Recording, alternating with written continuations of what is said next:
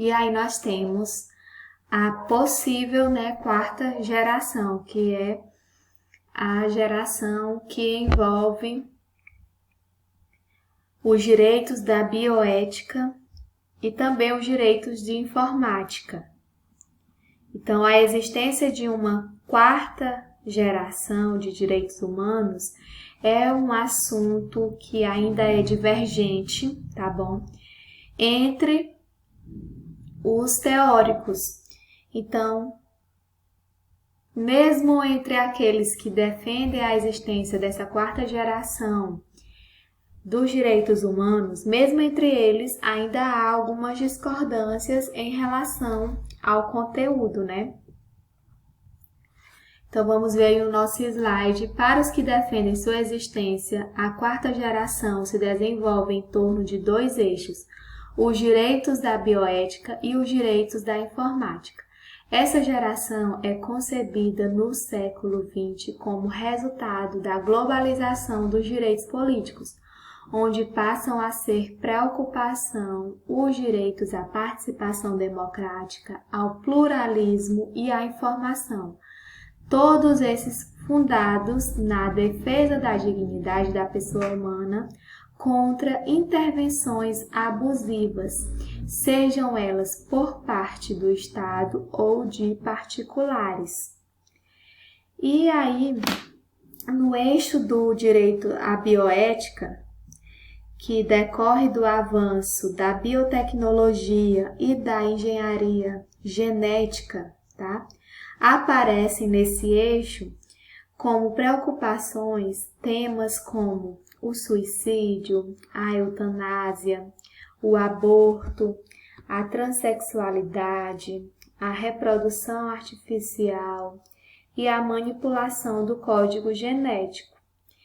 E já no eixo dos direitos de informática e das complexas formas de comunicação, aparecem preocupações com a transmissão de dados através de meios eletrônicos e interativos e a solução de problemas que envolvem o comércio virtual, a pirataria, a invasão de privacidade, os direitos autorais e também a propriedade industrial, tá? Mas, como eu falei, é uma possível quarta geração, ainda não está assim bem definido porque, né, tem a questão dos estudiosos entrarem em consenso em relação a esses direitos, né, a essa geração de direitos humanos, tá bom? E agora a gente vai ver sobre educação em direitos humanos. Então, como está aí no slide para vocês, a educação em direitos humanos parte de 3 pontos.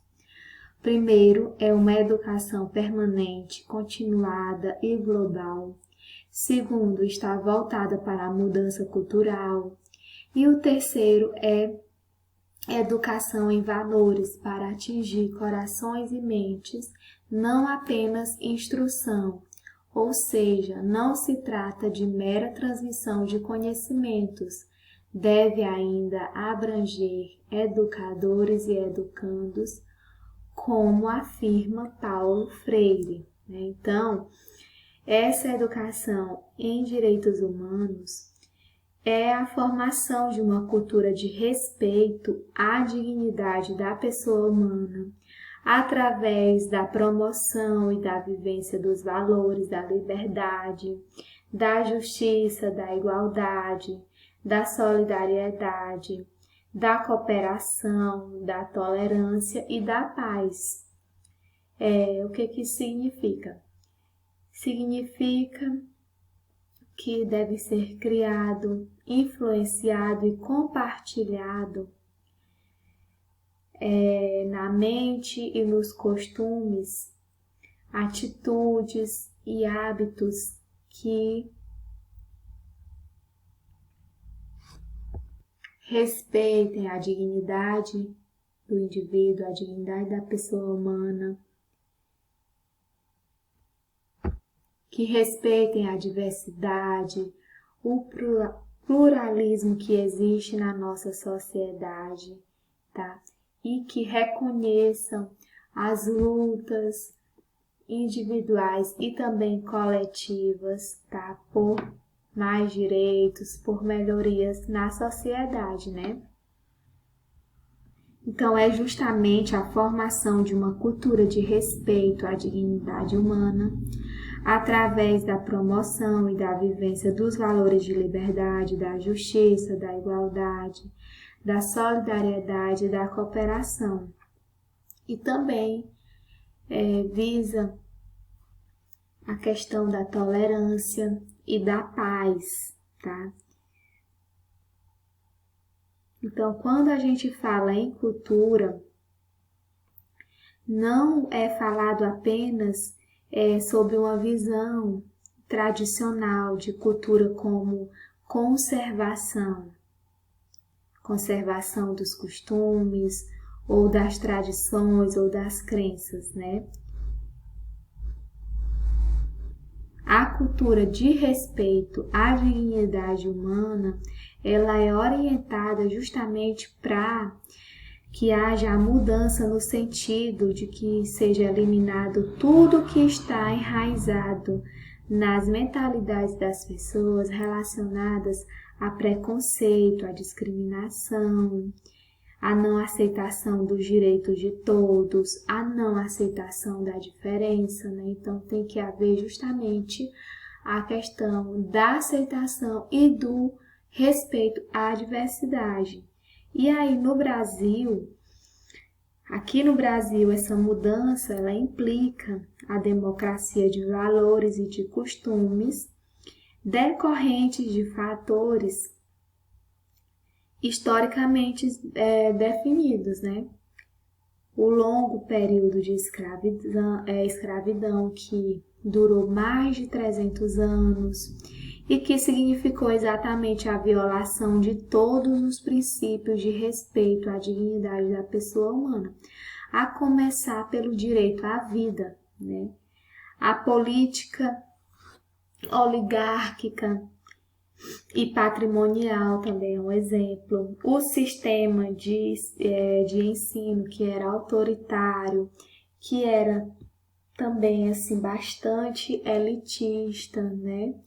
E era muito mais voltado para a moral privada do que para a ética pública, né? Então, a paciência, a morosidade com a corrupção, tanto dos governantes quanto das elites, assim como os privilégios, né, que esses tinham, tem até hoje.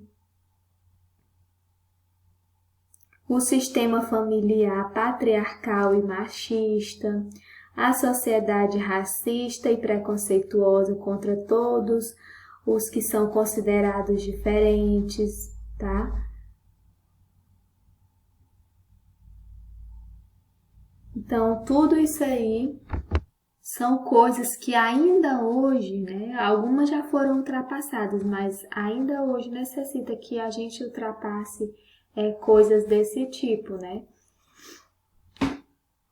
Para que realmente a gente consiga esse respeito à pessoa humana, à dignidade humana, à valorização do respeito ao ser, né, ao indivíduo. Como está aí no slide para vocês, direitos humanos são aqueles considerados essenciais a todas as pessoas, sem quaisquer distinção de sexo, nacionalidade, etnia, cor, faixa etária, meio socioeconômico, profissão e etc. Uma compreensão histórica traz como eixo principal o reconhecimento do direito à vida, sem o qual todos os demais direitos perdem sentido. Então, os direitos humanos, eles são essenciais porque eles são indispensáveis para a vida com dignidade. Quando a gente insiste na questão da dignidade, é porque muitas vezes a gente esbarra numa certa incompreensão, né, sobre esse termo. Como se essa dignidade fosse algo extremamente abstrato, né, em relação ao ser humano, à concretude da pessoa humana. Então, a dignidade do ser humano não está apenas na racionalidade. No processo educativo também, a gente tem que procurar atingir essa razão, né? Mas também tem que procurar atingir a emoção, né? A mente, o coração dos alunos.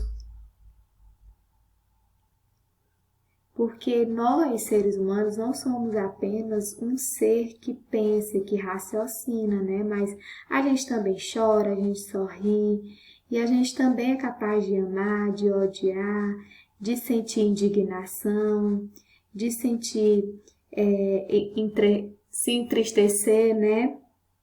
Então, o comportamento, ele sempre estará sujeito a juízos sobre o bem e o mal, né? A dignidade, ela decorre de características que são únicas e exclusivas da pessoa humana.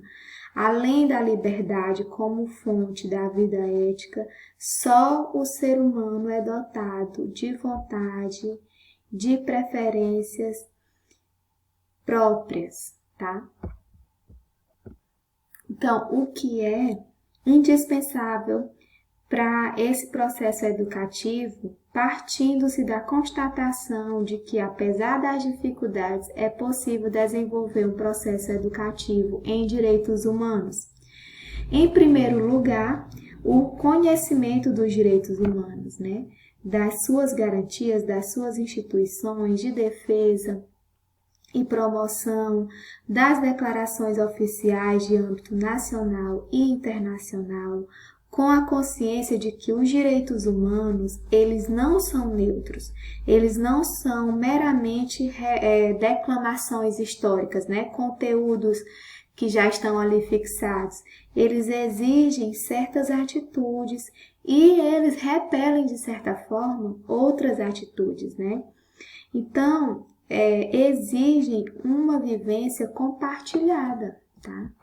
E aí, a palavra sempre deverá estar ligada às práticas embasadas nos valores dos direitos humanos e na realidade social.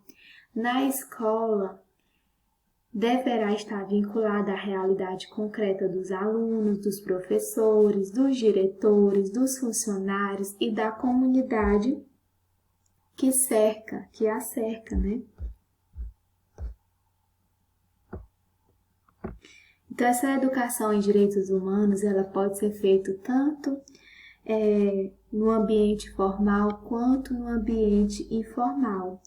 Na educação formal, a formação em direitos humanos, ela vai ser feita no sistema de ensino, desde a escola primária até a universidade.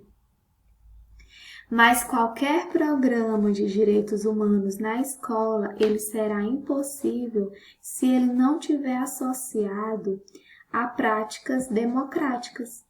Então, de nada adiantará todo esse esforço se a própria escola não é democrática na sua relação de respeito com os alunos, com os pais, com os professores, com os funcionários em geral, né? E também com a comunidade onde essa escola está inserida. Então, é nesse sentido que os programas que defendem a educação em direitos humanos, eles servem também para questionar e enfrentar as condições e os conflitos no cotidiano das escolas. E o educador em direitos humanos na escola, né, ele sabe que ele não terá resultados no final do ano como quando ele ensina outras disciplinas, porque essa educação em direitos humanos é uma educação que é permanente e global, né, que vai perdurar durante toda a vida do seu aluno, né, e não somente ali na sala de aula ou durante o ano letivo.